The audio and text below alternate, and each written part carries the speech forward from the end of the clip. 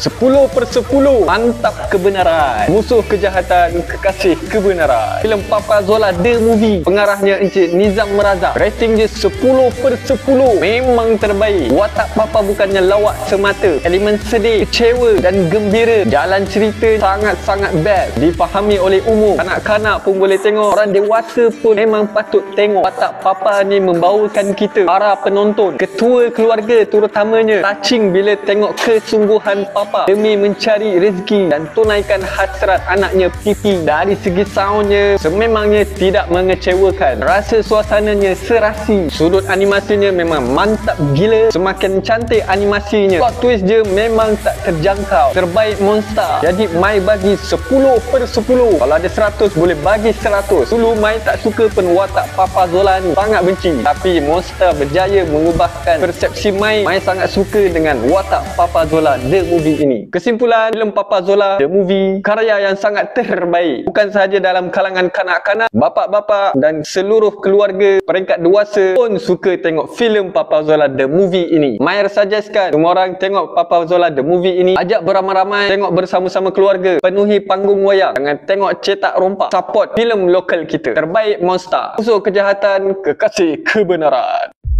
PA Papa. Ya, Protect and Prevent Agency.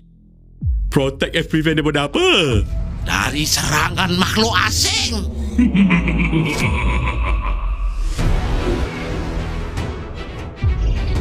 Jadi Mai ada beli ni daripada GSC. Ada ni lah, tempat popcorn, letak popcorn. Ni boleh buat origami lah, buat bas Papa Zola. Then ada stiker dia. Ni stiker Papa Zola, Mama Zila dan Pipi. And then last sekali Cimobot. Dia comel. Ini tabung dia ada mask Papa Zola, tapi Mai tengah on the way nak beli. Korang boleh dapatkan ni dekat cawangan tempat masing-masing. Selagi stok masih ada.